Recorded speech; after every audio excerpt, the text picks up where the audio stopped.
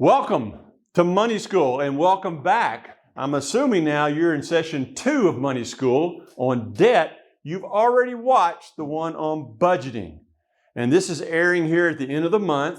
And if you've watched the budgeting video, you know you've got to do your budget at the end of the month for the following month.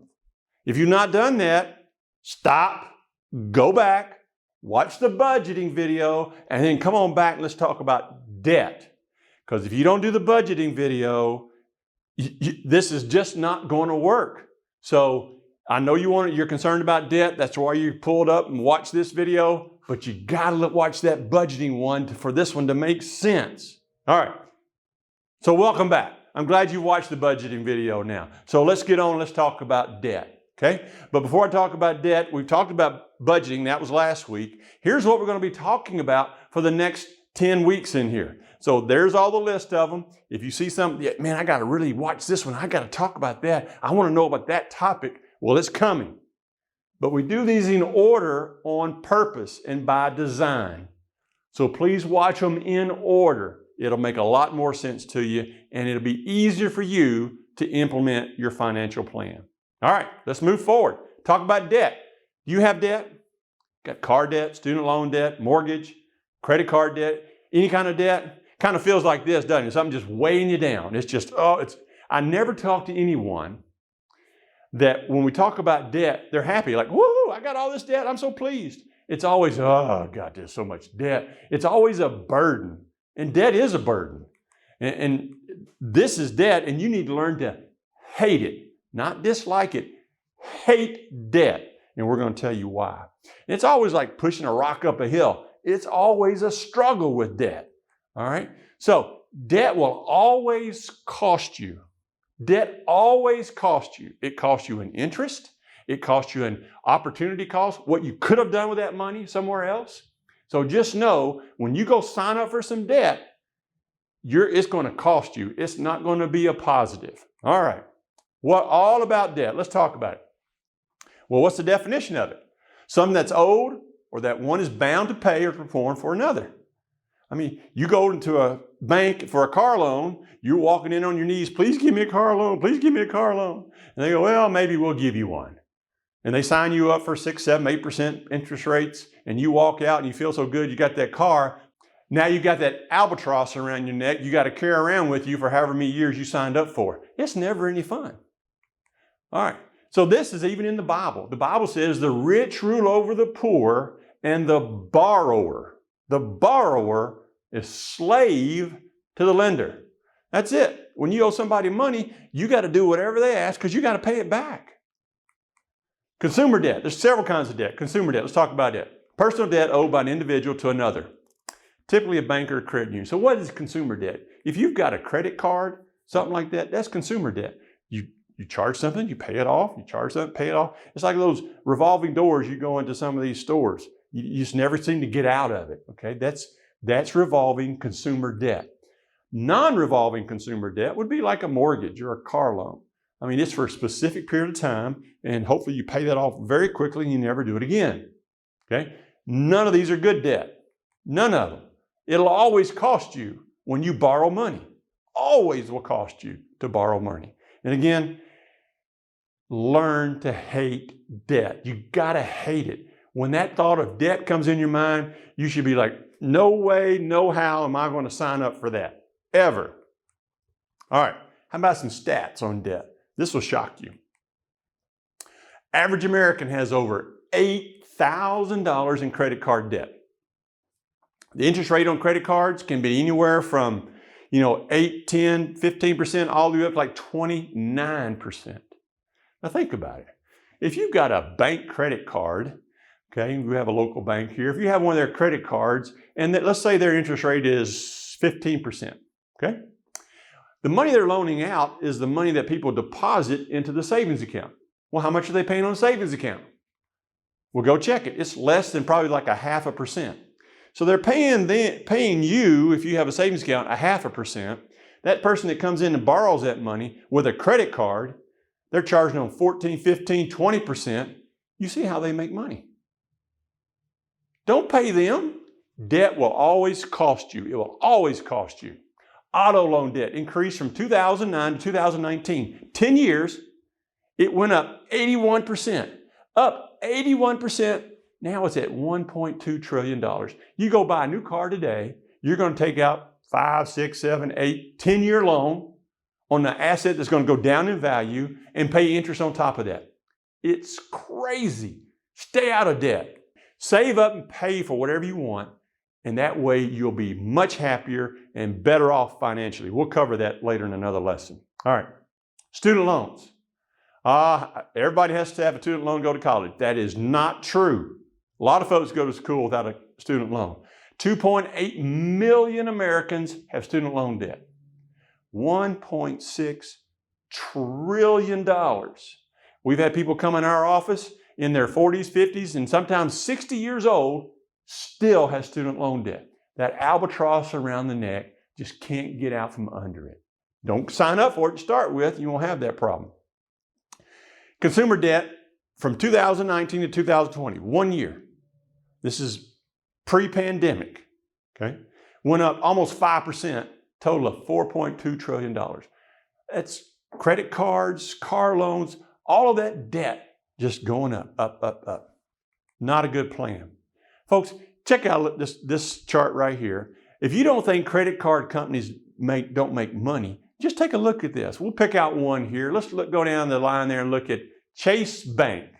On interest alone for 2019, they made $51 billion with a B dollars in interest. They loaned money out on the credit cards, and not only did they get the principal back, they got back an incremental $51 billion. That's your money going to the bank. Debt costs you always, okay?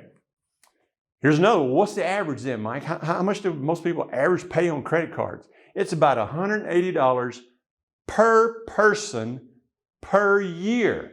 And it can be as much as almost $400 a person per year. So if you're paying that out in interest, how is that helping you? It's not. It's helping the credit card companies and those folks. Debt always costs you. Always will cost you. Hey, I had a client the other day that says, I had to buy a new car. Nobody held a gun to your head to buy a new car. You wanted to buy a new car. Let's just make it what it is. You wanted to. You did. Well, guess what? You go buy that car. You borrow money to do it. You're going to pay interest on an asset that's going to go down in value, just like this chart shows. And in 4 years, it's only going to be worth half of what you paid for it. But you're going to be paying more than that because you're adding interest to it. It's a bad plan. And here's the same chart, just a different depiction of it. In 4 years, it's going to be worth half of what you paid for it. Don't buy a new car. Get a 3, 4, 5-year-old car. Let somebody else take the hit on the depreciation and then pay cash for it. Here's the opposite.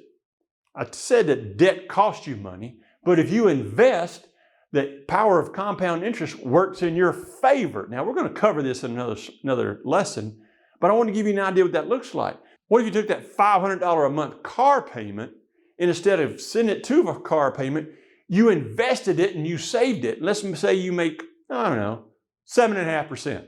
Stock market's average about 10 for 80 years, so we'll make 7.5. $500 a month, 7.5% interest, and you do it while you work from 30 to 65, 35 working years. That's kind of normal. You end up with almost $1 million. Most people spend that on a car payment. I hope you like the car. It's $1 million car you're driving. Let that sink in. Rewind this and play that again. $500 a month, 7.5% interest, 35 working years, $1 million. You want a car or you want $1 million? That's an easy answer for me. All right, let's talk about more about debt. First thing you do, you got to figure out what you got, right? And then get out of it and stay out of debt. All right, how do you do that? Well, there's this thing called a debt snowball. You may have heard of somebody called a debt avalanche, debt snowball. It's a method for you to get out of debt. Well, okay, how does that work, Mike? Well, let's talk about it. So what you do. Now, again, we've talked about in the first class that it's 20% head knowledge, 80% behavior. So here's the head knowledge. Now, you got to go put it to work. Find out all your debts. All my debts, yes, every one of them. Every credit card, every student loan, every car payment, anything you owe money on. Now, we're not talking about your phone bill or your water bill. Those are monthlies. We're talking about where you signed up and you borrowed money for something, okay? List them out, every single one of them. And then we want you to put the smallest one at the top, then the next smallest, and work it all the way down to the largest. Now, if you have a mortgage, I want you to take it off the sheet of paper. We're going to get to that later. But everything but the mortgage is on this sheet of paper, and you're listing them smallest debt to largest debt. Not concerned about interest rate at this point. We're working on a plan. I'll get to it. Make sure you're paying your minimum payments on everything. You want to stay current, okay? And then you want to do everything you possibly can to knock that first debt off. I don't care what it is, if it's $100, $1,000, whatever it is. If you have to have a garage sale, sell the dog, do something, get that first debt done. All right, so now I've got that one knocked off. Now you get a feel good. Whatever you're paying on that first one, you take it, you combine it with what you're paying on the second one, and now you've got more going toward your second debt, and you can pay it off faster, okay? And then when you do that again, pay that second one off, you repeat. Take that first and second payment, put it on that third debt, now you got a bigger payment, getting paid off faster. Now you can see where the snowball's working now, right? Yeah, it works. And you get a feel good every time you mark one of those things off. Key is don't ever go back into debt. All right, so here's a real quick, simple version of what I just talked about. And I'm going to show you there's some calculators online you can do, but this is very easy. So here's a person who's got 3 debts. Got a Visa, MasterCard, and an auto loan. So you'll notice on the Visa, here's our smallest to largest. You see that? Visa's the smallest, MasterCard next, and the auto loan. So smallest to largest, like we talked about. You see the minimum payments. We're going to make those minimum payments every single month, regardless. But then you also notice that $25, once we get that Visa paid off, I'm going to take that $25, I'm going to add it to the MasterCard payment of $25 to make it a $50 payment. Now I can pay that off twice as fast, right? Yeah. Then I want to get MasterCard paid off. I'm going to take that $50. I'm going to add it to the $300 on the car. Now I'm paying $350 on the car. That snowball's starting to pick up some snow and rolling over. And then when I get that car done, I'm not going in debt again. I'm going to take that $350 and I'm going to start investing. That's another class. But that's a real short example of how to do the debt snowball. If you want more examples, go onto Google and type in free debt snowball worksheets. Don't pay for any of these, but they'll give you a worksheet and you can plug them in there. You can do it on the back of an envelope if you want to. Again, 80% behavior. Pause this video, get a piece of paper out right now and start writing those debts out. Smallest to largest, and make sure you have the minimum payments beside each one. Okay, so how do you prevent getting more debt? Okay, Mike, I got them all paid off. What do I do now? Well, you create an emergency fund. Because most people going through this process, you know, they're working on it, they're paying off the debt, then all of a sudden something happens. The water pump goes out, 3 flat tires, and now they have to go back into debt because they don't have any cash. Well, you got to have an emergency fund. Emergency fund is what we typically call it is 3 to 6 months of expenses, not income, expenses. Think about it. If you have 0 debt, your emergency fund doesn't have to be that big, depending on how much debt you have. Sinking funds. Sinking funds are for things that you know you're going to have to purchase. Things are going to happen, like new tires, if you want to go on vacation, or if you want to save for Christmas. So you know what that total is that you want to spend, divide it by 12, and that's what you got to save each month for that sinking fund.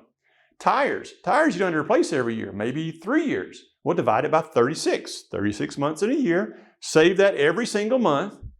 When it's time to buy the tires, you got the cash. You don't have to borrow it. Remember, debt costs you money. Okay, delay your purchase. Oh, I want to go on vacation, but I don't have the money. Well, you need to wait. Otherwise, you're going in debt. So just delay it. You save that money up. In the budgeting lesson, one of somebody's favorite quotes was, A paid-for vacation doesn't follow you home. The very best vacations you have will not follow you home. And what we mean by that, the debt doesn't follow you back. 2 months later, you got all these credit card payments you got to make. That doesn't make your vacation very good. So save up, pay cash for them. All right. So our first lesson was about budgeting. Now we come to debt. You got to hate debt. If you're in debt, you're normal, all right? Get out of debt and be abnormal, and you'll love it. Hey, I always tell people, if you get out of debt and you don't like it, there's a lot of people that help you go right back, okay? You'll love being out of debt. So here's our summary, your homework. First thing you got to do, if you haven't watched that budgeting video, go back and watch it. Do your budget. It's really hard to do a debt snowball if you don't know what your budget is. So do a budget. Then do your debt snowball. Smallest to largest, list every single one of them. Make sure you put your minimum payment beside each one, and then you attack that first one. Knock it out, scratch it off. Take that payment, put it on the second one. Knock it out, scratch it off. Now you've got those feel-good moments, and you just keep rolling down the snowball. It may take you a while. It may have taken you a while to get into debt. Hey, you're not going to wander out of debt. You can wander into debt, but you can't wander out. You got to have a plan, and this is a plan, okay? So get the plan, work the plan, and you'll be so happy when it's done. So once you've done that and you've got that snowball rolling, you just keep repeating it until you get to the very last debt. And when you have that last debt, man, you are debt free. You'll be so happy.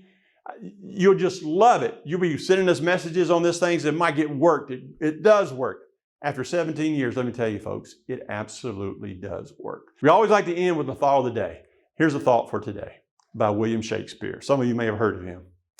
Neither a borrower or lender be. Neither a borrower or lender. Don't borrow, and please don't lend. If somebody asks you for money and you can afford it, just give it to them. So here's what we want to see for you. You want to have this sign in your yard, debt-free. And when you do, you will sleep so much better at night. Folks, thanks for watching this video. We've got a few ways you can contact us and ask us questions. So first thing is, if you're watching this on Facebook, comment on the video or use Facebook Messenger. If you're watching this on YouTube, go to the link below, hit the Mach 1 website. You can leave us a note there. If you do go to Mach 1, you can hit the contact button. Okay, contact us and you get us there. We also have a podcast you might want to listen to. We cover situations like debt and a lot of other topics. You might be interested in that. Or if you just want to get a question answered, call us. Say, hey, I want to talk to that guy on the video about money school. They know who to contact, and we'll be happy to do that. Hey, stay tuned. We got a lot more content coming. Look forward to seeing you next week.